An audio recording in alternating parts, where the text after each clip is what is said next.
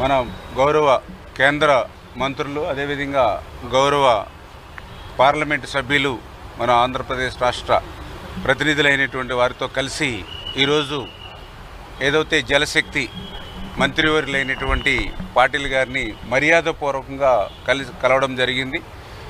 ఏదైతే ఆయనకి ముందుగా మా ఆంధ్రప్రదేశ్ రాష్ట్ర ప్రజల తరపున మరి శుభాకాంక్షలు తెలియజేయడం జరిగింది. పర్టికులర్గా ఏదైతే మా యొక్క ఆంధ్రప్రదేశ్ రాష్ట్రానికి ఒక జీవనాడి, ఆంధ్రప్రదేశ్ రాష్ట్రానికి ఒక వరం అయినటువంటి పోలవరం ప్రాజెక్టుని సందర్శనకు రమ్మని చెప్పి మరి యొక్క జలశక్తి కేంద్ర మంత్రివర్యులు పాటిల్ గారిని కూడా ఆహ్వానించడం కూడా జరిగిందని చెప్పి ముందుగా తెలియజేసుకుంటూ ఉన్నాం. ఎందుకంటే ఆంధ్రప్రదేశ్ రాష్ట్రాన్ని భవిష్యత్తులో ఒక కరువు రహిత రాష్ట్రంగా మార్చేటువంటి శక్తి ఉన్నటువంటి ప్రాజెక్టు పోలవరం ప్రాజెక్టు. ఏదైతే ప్రతి సంవత్సరం కూడా వృధాగా 3000 టీఎంసీల నీరు గోదావరిలో నుంచి సముద్రంలో ఏదైతే కలిసిపోతూ ఉన్నాయో అటువంటి వరద జలాలను ఒడిసి పట్టి మరి ఆంధ్రప్రదేశ్ రాష్ట్రం అంతా కూడా ప్రవహించేటువంటి విధంగా ఒక బహుళార్థక సాధక project, national project Polavaram project.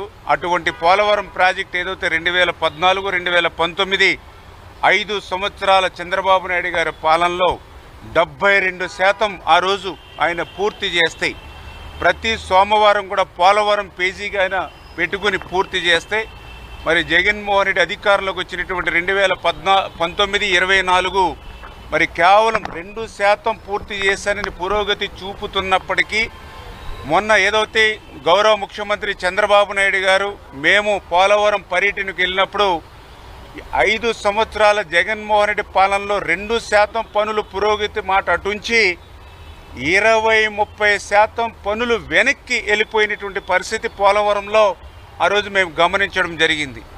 ఏదైతే జగన్మోహన్ రెడ్డి విధ్వంసానికి ఏదైతే పోలవరం బలైపోయినటువంటి పరిస్థితి, జగన్మోహన్ రెడ్డి విధ్వంసానికి పోలవరం ప్రశ్నార్థకమైపోయినటువంటి పరిస్థితి మొన్న క్షేత్రస్థాయిలో మేము కూడా జరగడం జరిగింది. అందుకే మేము ఏదైతే జగన్మోహన్ రెడ్డి లాగా పోలవరం పట్ల మరి ఏదైతే మొండిగా, మూర్ఖత్వంగా, కక్షగా, రివర్స్గా మా యొక్క పాలన ఉండదు. చంద్రబాబు నాయుడు గారు పారదర్శకంగా మరి పోలవరం పట్ల మరి ముందుకెళ్లాలనే ఆలోచనతో ఉన్నారు. అందుకనే ఈరోజు గౌరవ కేంద్ర మంత్రివర్యుల్ని కలిసినప్పుడు కూడా చాలా క్లియర్గా ఏదైతే మరి విధ్వంసానికి గురైనటువంటి పోలవరం ప్రాజెక్టుని మళ్ళీ పునర్నిర్మాణం చేసుకోవడానికి ఏదైతే ఆ డయాఫ్రమ్ వాళ్ళు ఏదైతే మరి 40% నష్టపోయినటువంటి స్థితిలో సిడబ్ల్యూసి చైర్మన్ కానీ గవర్నమెంట్ ఆఫ్ ఇండియా కానీ ఏదైతే మళ్ళీ ప్యారలల్గా మరి కొత్త డయాఫ్రమ్ వాళ్ళు నిర్మాణం చేయాలని సూచించినప్పుడు దాన్ని కూడా క్లియర్గా ఏదైతే ఇప్పుడు ప్రజెంట్ ఉన్నటువంటి ఏజెన్సీతో పనిచేయడమా లేకపోతే కొత్తగా టెండర్లోకి వెళ్ళడమా, న్యూ టెండర్స్ అని వాళ్ళనే డైరెక్షన్ వాళ్ళనే మరి తీసుకోవడం కానీ, అదేవిధంగా ఏదైతే సీజన్లు వేస్ట్ అవ్వకుండా ఈ యొక్క రైనీ సీజన్ పూర్తయిన వెంటనే మళ్ళీ నవంబర్ నుండి మళ్ళీ కనీసం మరి పనులు ప్రారంభించుకోవాలంటే ముందుగానే డిజైన్స్ని మరి క్లియర్ చేసుకోవాల్సిన అవసరం ఉంది. ఆ యొక్క డయాఫ్రమ్ వాళ్ళు కూడా నిర్మాణం, ఎందుకంటే లాస్ట్ టైం మనం నిర్మాణం చేస్తున్నప్పుడు 18 months 2 సీజన్లు పట్టింది. దాన్ని ఇంకా త్వరితగతంగా ప్రారంభించుకోవడానికి మరి ఏదైతే ఆ డయాఫ్రమ్ వాళ్ళ నిర్మాణానికి కానీ ఆ ప్రాజెక్టులో ఉన్న బ్యాలెన్స్ వర్క్లు పూర్తి చేసుకోవడానికి కానీ ఏదైతే R&R మరి ఏదైతే ప్యాకేజ్ కోసం కానీ ఏదైతే గతంలోనే సిడబ్ల్యూసి, ఆర్సీసీ, పిఐబి రికమెండ్ చేసినటువంటి మరి 12,157 కోట్లు ఏదైతే ఉందో అవి కూడా మరి క్యాబినెట్కి తీసుకొచ్చి అవి అందించడం ద్వారా ఆ యొక్క బ్యాలెన్స్ వర్కులు త్వరితగతంగా ఆ డయాఫ్రమ్ వాళ్ళు కానీ ఆ దిగువ కాపర్ డ్యామ్ సీపేజ్ని అరికట్టుకోవడం కానీ అదేవిధంగా R&R ప్యాకేజీని చేసుకోవడానికి మాకు వీలుంటుంది. త్వరితగతంగా కూడా ఆ నిధుల్ని అందించమని చెప్పేసి కూడా గౌరవ మంత్రివర్యుల్ని కూడా కోరడం జరిగింది. ఎందుకంటే పర్టికులర్గా ఈ నిధులు ఇస్తేనే కానీ అక్కడ R&R, ఎందుకంటే ఇప్పుడు కూడా 10 లక్షల క్యూసెక్కుల నీరు ఈరోజు కూడా గోదావరి నుంచి సముద్రంలోకి పోతున్నటువంటి దశలో ఇప్పుడు కూడా కొన్ని గ్రామాలు మరి మునిగి అక్కడ పర్టికులర్గా ఆదివాసులు ఎవరైతే గిరిజనులు ఇబ్బందులు పడుతూ ఉన్నారు అంచేత త్వరితగతంగా R&Rని మనం క్లియర్ చేయాలి. వాళ్ళందరికీ కూడా కొత్తగా మళ్ళీ గృహాలు నిర్మాణం చేసి ఆ గ్రామాలన్నింటినీ కూడా వేకేట్ చేసుకుని మరి చేయాలని అంటే ఖచ్చితంగా కేంద్రం యొక్క సాయం సహకారం నిధులు అవసరమనేటువంటిది ఈవేళ మంత్రివారి దృష్టిలో పెట్టడం జరిగింది. మరి ఆయన కూడా సానుకూలంగా స్పందించి పోలవరం ప్రాజెక్టు అనేది ఏదైతే నేషనల్ ప్రాజెక్టు అంటే ఖచ్చితంగా NDA ప్రభుత్వంగా మేము కూడా ఫస్ట్ ప్రయారిటీ మేము పోలవరం ప్రాజెక్టుకి ఇస్తాం.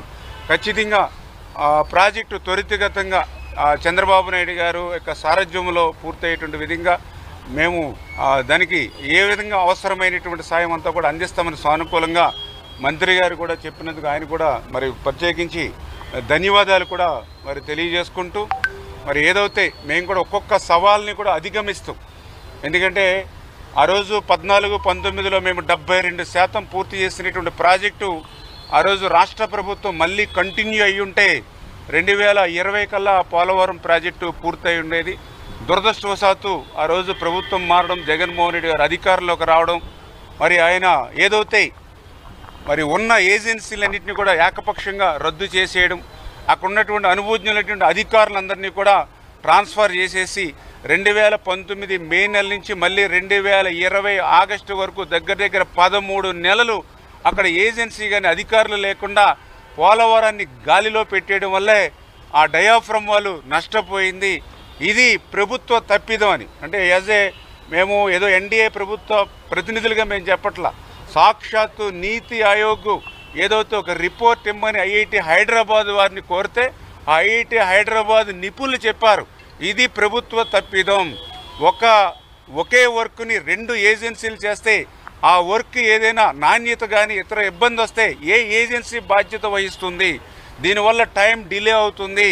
అంచేత అసలు ఇటువంటి క్లిష్టతరమైనటువంటి ప్రాజెక్టుకి ఇటువంటి ప్రయోగాలు చేయకూడదని పదే PPAలు హెచ్చరించిన PPA సెక్రటరీ డైరెక్ట్గా ఆ రోజునటువంటి స్టేట్ గవర్నమెంట్కి లేఖ రాసినా కూడా జగన్మోహన్ రెడ్డి మొండిగా పోయి మూర్ఖత్వంగా పోయి రివర్స్గా పోయి పోలవరం ప్రాజెక్టు మరి ఈ రకంగా డయాఫ్రమ్ వాళ్ళు కానీ ఇవన్నీ కూడా విధ్వంసానికి గురయ్యడానికి బాధ్యుడు అని చెప్పి డైరెక్ట్గా IIT హైదరాబాద్ చెప్పినటువంటి నిపుణులు చెప్పినటువంటి పరిస్థితి. ఏది ఏమైనప్పటికీ కూడా మళ్ళీ ఈరోజు నరేంద్ర మోడీ గారి యొక్క సహకారంతో మళ్ళీ చంద్రబాబు నాయుడు గారు పోలవరం ప్రాజెక్టుకు ఆయనకున్నటువంటి శ్రద్ధ మీ అందరికీ తెలుసు. అంచేతని కూడా ఒక్కొక్కటి కూడా అధిగమిస్తూ పోలవరం జలాలు అటు ఏదైతే కృష్ణా డెల్టాకు మరి రైట్ కెనాల్ ద్వారా తీసుకెళ్లడం ద్వారా కృష్ణా డెల్టా స్థిరీకరణతో పాటుగా ఏదైతే ఆ బ్యాక్ వాటర్ శ్రీశైలం నుంచి రాయలసీమకు, అదేవిధంగా ఏదైతే లెఫ్ట్ కెనాల్ నుంచి ఉత్తరాంధ్ర సుజల స్రవంతకు, విశాఖపట్నం త్రాగునీరుకి పర్టికులర్గా స్టీల్ ప్లాంట్కి ఇట్లా బహుళార్థ సాధక ప్రయోజనాలు ఏవైతే ఉన్నాయో అవన్నీ కూడా మరి నెరవేర్చడానికి ఈ యొక్క కేంద్ర ప్రభుత్వం యొక్క సహకారంతో పనిచేస్తామని మీ ద్వారా తెలియజేసుకుంటూ ఉన్నాం. Thank you.